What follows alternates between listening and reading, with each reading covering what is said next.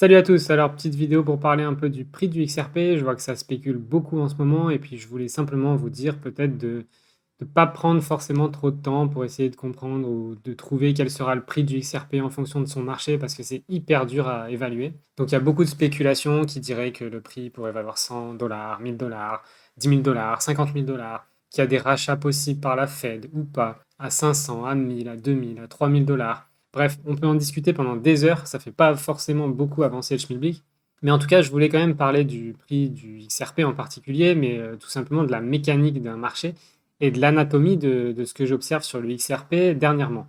Ça fait quand même quelques mois que je l'observe plus particulièrement, et notamment via CoinGecko qui a des volumes un peu plus précis. Je ne sais pas pourquoi ça diffère, je ne sais pas pourquoi ça diffère autant entre CoinGecko et CoinMarketCap, mais je trouve CoinGecko un peu plus précis.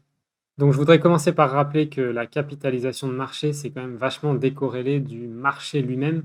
C'est-à-dire que c'est pas parce que, par exemple, Ripple va avoir un marché de, j'en sais rien moi, 1 trillion, donc 1000 milliards, que la capitalisation va potentiellement valoir 1000 milliards et qu'ensuite 1000 milliards divisé par le nombre de tokens nous donnera le prix final du XRP. D'ailleurs, si je divise 1000 milliards par 50 milliards, donc le nombre de tokens en circulation en ce moment, ça fait 20 dollars, donc un prix de 20 dollars par XRP. Mais là, on est en train de parler de capitalisation. J'ai fait plusieurs vidéos là-dessus et je voudrais encore réexpliquer et décorréler ce qu'est la capitalisation du marché réel. La capitalisation, c'est pas le marché, c'est simplement le nombre de tokens en circulation multiplié par le prix. Donc pour XRP, on le voit davantage mieux ici. On a donc 49 milliards de XRP en circulation, multiplié par un prix de 0,33 dollars. Ça nous donne une capitalisation de marché de 16 milliards de dollars. Si je fais l'analogie avec une société, par exemple, imaginons une société qui a 100 000 actions à 1 dollar, elle a donc une capitalisation de 100 000 fois 1 dollar, ce qui fait 100 000 dollars. Alors je suis désolé, j'ai pas ma tablette en ce moment, j'aurais pu vous faire un petit dessin, mais je vais essayer d'être clair, juste sans dessin cette fois. Donc on a notre société, 100 000 actions à 1 dollar, soit 100 000 dollars de capital de la société. Là, ce qui peut se passer, c'est que simplement, moi, imaginons j'ai cette société, et je vais négocier auprès d'un investisseur, et j'arrive à négocier que je peux lui vendre 20 000 actions pour 100 000 dollars. Tout simplement parce que ma techno, elle est hyper prometteuse, et qu'en lui proposant 20 000 actions pour 100 000 dollars, le mec, il deal, il est content, il voit le potentiel, il les achète, et il a 20 000 actions de ma société. Qu'est-ce qui se passe à ce moment-là? Ben, comme la dernière transaction au niveau de mes actions, c'est cet investisseur, et qu'il a acheté pour 100 000 dollars les 20 000 actions, ça donne un prix de l'action à 5 dollars. Donc maintenant, ma société de 100 000 actions, elle vaut 500 000 dollars. 100 000 actions fois 5 dollars, elle vaut 500 000 dollars. Ça veut dire que globalement, j'ai augmenté le capital de ma société de 400 000 dollars. Donc si je fais le parallèle avec la crypto, ce serait une augmentation du market cap de 400 000 dollars. Mais ce qu'on peut voir, c'est que ce qu'a apporté l'investisseur dans ma société alors qu'elle valait 100 000 dollars, c'est 100 000 dollars. Il a apporté 100 000 dollars pour 20 000 actions. Ça veut dire que maintenant, ma société, elle a toujours 100 000 actions, sauf que moi, maintenant, j'en ai 80 000 et l'investisseur en a 20 000. Et nos actions valent 5 dollars pièce. Ce qui fait que moi, aujourd'hui, ce que je possède de ma société, c'est donc 80 000 actions fois 5 dollars, soit 400 000 dollars. Et ce que possède l'investisseur, c'est 20 000 actions fois 5 dollars, soit 100 000 dollars. Donc l'investisseur a injecté 100 000 dollars de fonds dans ma société, et pourtant la capitalisation de ma société a augmenté de 400 000 dollars. Donc en fait, il y a mes 100 000 dollars de départ, il y a les 100 000 dollars de l'investisseur, et il y a eu une création fictive de valeur qui n'existe pas du tout de 300 000 dollars, ce qui fait un total de 500 000 dollars. Et ça, c'est la mécanique des marchés. C'est exactement comme ça que ça se passe en crypto-monnaie. Donc maintenant, qu'est-ce que j'ai noté dans les derniers mois concernant les transactions, les volumes? Donc ce qu'on appelle le volume sur 24 heures, c'est le nombre de transactions qui ont lieu dans 24 heures. En gros, des achats-ventes. Plus il y a de transactions, plus le volume de transactions va augmenter, normal, mais la capitalisation ou le prix ne va pas forcément bouger. Si par exemple j'ai 1 million d'achats et 1 million de ventes à peu près à un prix de 0,33, ben mon prix ne va pas bouger. Pourtant, les transactions d'achat-vente ont bien eu lieu, ce qui augmente mon volume sur 24 heures, mais ne fait pas bouger la capitalisation ni le prix. Il y a un mois de ça, et suite à la fin de la vente des tokens que Jeff Magaleb avait reçus gratuitement de Ripple, les volumes sur 24 heures se sont mis à exploser sur XRP en particulier. On avait des volumes sur 24 heures plus gros que Ethereum, et pourtant on est à 1/10, voire moins de la capitalisation d'Ethereum, et qui s'approchait même des transactions sur 24 heures de Bitcoin. Et ce, sans que le prix du XRP bouge beaucoup. Donc tout ça, ça indique quoi? Ça veut dire qu'à la fin de cette période, il y a eu énormément de transactions, mais tout en maîtrisant le prix du XRP. J'ai pas vu autant de fluctuations de volume arriver sur les autres coins. Aujourd'hui, on est quand même à des taux de transaction ou de volume sur 24 heures qui sont assez faibles. Donc ce que ça peut m'indiquer, moi, dans l'anatomie du XRP, là, tel qu'on le voit aujourd'hui, c'est qu'il y a un assèchement des vendeurs. Et il y a une consolidation de ceux qui veulent garder leurs jetons. Par exemple, même si on a effectivement presque 50 milliards de XRP en circulation, s'il y a la moitié de cette offre en circulation qui sont détenues par des gens ou des institutionnels qui veulent garder leur XRP justement pour pouvoir spéculer à la hausse quand tout ce système va être mis en place, alors les mouvements de XRP vont plus être faits sur 50 milliards de XRP, mais sur 25 milliards. Et plus on assèche les vendeurs, et là je vous mets donc le carnet d'ordre, et si vous n'avez pas vu ma vidéo sur le carnet d'ordre, c'est super important à comprendre. C'est super important à comprendre pour voir ce qui se passe, pour trader, et pour comprendre les mécanismes justement de négociation d'achat-vente. Donc si on vient assécher les vendeurs, qui sont donc ici, quand je dis assécher les vendeurs, ça veut dire que de moins en moins de gens veulent vendre parce que de plus en plus de gens veulent les conserver dans leur wallet par exemple, de gens ou d'institutionnels, bah ça fait diminuer l'offre. L'offre diminuant, donc ici on a de moins en moins de gens qui veulent vendre, l'offre diminue et donc les volumes chutent puisqu'il y a beaucoup moins de vendeurs, donc en face il y a moins de gens qui achètent, et tant qu'on est dans un marché un peu ralenti comme maintenant, les volumes se contractent. Alors attention, il y a quand même quelque chose d'intéressant à remarquer, c'est que le ratio capitalisation de marché et volume reste très élevé sur XRP. En gros, si je divise 16 milliards ici de capitalisation par 858 millions de volume sur 24 heures, j'obtiens, je crois, quelque chose comme 19 et quelques, alors que sur Ethereum et Bitcoin, on est plutôt à 12 ou 13. Ça veut dire que le taux de volume échangé sur 24 heures est quand même plus élevé chez XRP en comparaison à sa capitalisation de marché. Donc, comment font les institutionnels pour racheter des XRP sans faire gonfler les prix? Tout simplement, ils vont mettre des ordres dans le carnet d'ordre. Par exemple, là, si on prend 0,33 comme exemple, si je mets un immense ordre d'achat de XRP à 0,33, chaque fois que le prix va descendre sous la pression vendeuse, moi, je vais les racheter à 0,33. Et donc, finalement, il y a énormément de gens qui vont me les vendre à 0,33. Moi, je vais tout racheter, mais le prix ne va pas monter, puisque je les rachète à 0,33. Une fois que je les ai rachetés à un prix assez faible, si je décide maintenant de les garder de côté pour ne pas les vendre et justement les accumuler avant que ça décolle, j'assèche du coup par la même occasion le nombre de XRP qui sont vendus sur le marché. Donc, ça diminue l'offre de XRP sur le marché. Et je ne serais pas étonné que c'est ce qui est en train de se passer en ce moment.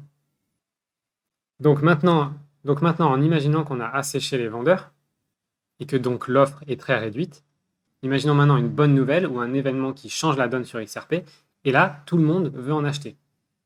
Donc on a une demande, c'est-à-dire une demande d'achat qui va être énorme, et pour autant, le nombre de vendeurs ici va être asséché.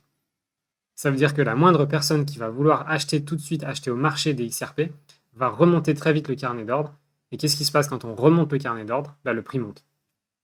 Et le prix peut monter vraiment vite. Puisque du coup, on n'est plus sur 50 milliards en circulation, on n'est plus que seulement sur ce qui veut bien être échangé. Et comme je disais il y a quelques minutes, s'il y a 50 milliards de XRP en circulation, mais qu'il n'y en a que 10 milliards que les gens veulent bien échanger, puisque les 40 autres milliards sont conservés dans des wallets, on a une place de négociation qui tourne sur 10 milliards de jetons et non 50 milliards. Et l'effet direct de ça, c'est une expansion et une explosion des prix. Ça veut dire tout simplement que, imaginons Ripple avec tous ses partenariats et tout ce qu'il est en train de déployer, entre sur un marché de 1000 milliards, comme on l'a dit au début, là où notre XRP valait 20 dollars, on a entre guillemets un marché de 1000 milliards qui va vouloir être nourri par les seuls 10 milliards de tokens en circulation effective, qui veulent bien être vendus sur le marché. Et du coup, d'un coup, c'est comme l'histoire de l'augmentation de capital que je décrivais en début de vidéo, dans la société en question avec les 100 000 actions. Là, on a 1000 milliards de marchés réels qui veulent prendre la place sur 10 milliards de XRP en circulation. Et là, d'un coup, ça nous donne 1000 milliards divisé 10, ça fait 100. Ça veut dire un prix du XRP de 100 dollars par token.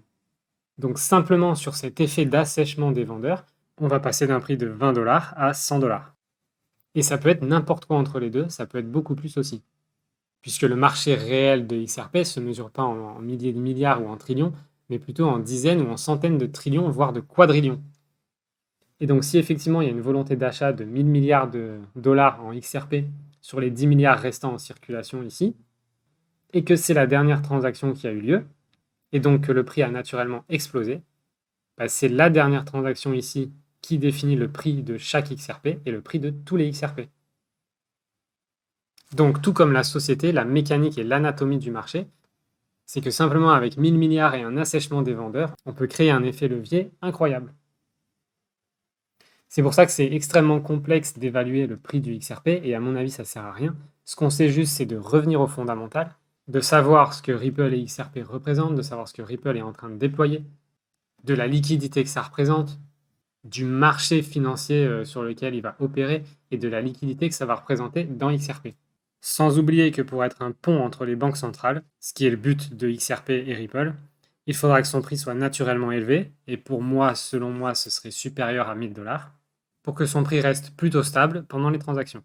Ça, ensuite, il faudra le corréler au nombre de XRP, pas en circulation, comme on peut le voir ici, mais de XRP qui sont achetables. Parce que tous les XRP qui sont dans des wallets froids et qui sont comptés dans ces 50 milliards ne sont pas disponibles à l'achat. Donc en fait, ça vient complètement diminuer l'offre en circulation. Et XRP est un excellent exemple de ça et d'assèchement des vendeurs, puisque de plus en plus de gens réaccumulent des XRP à un bas prix pour les stocker sur des wallets et ne pas les vendre. Donc ça fait finalement diminuer l'offre réelle en circulation, l'offre utilisable en circulation.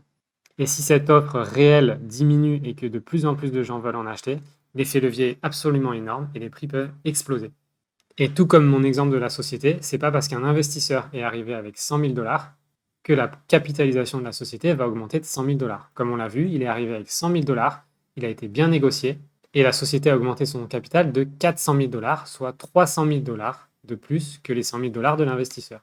Donc quel sera le prix du XRP? On n'en sait rien, mais moi mon impression c'est que en pur spéculatif, sans même parler d'utilité, quand on va arriver en fin de procès et vu tous les gens qui sont en train de racheter des XRP à bas prix pour les conserver dans des wallets, c'est clair pour moi que le prix du XRP va se positionner entre 10 et 100 $, sans problème, et comme je viens de vous le démontrer ici, parce que c'est complètement possible sur l'anatomie du XRP, l'anatomie d'un marché, et particulièrement sur celui d'XRP.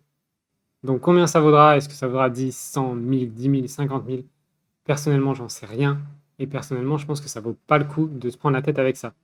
Ce qu'il faut simplement savoir, c'est que le marché de XRP et Ripple est gigantesque, qu'il y a un assèchement des vendeurs clair en ce moment, et donc que ça prépare un effet levier incroyable, qu'à mon avis, on ne voit pas sur les autres assets. Alors, il y a aussi des rumeurs sur un rachat des XRP par la Fed notamment. Donc, est-ce que ça concernerait que les Américains ou tout le monde? J'en sais rien non plus. C'est beaucoup de rumeurs, on entend des rachats à 500 $, 3000 $, 37 000 $. Perso, je me prends pas la tête non plus avec ça, ça arrivera peut-être jamais.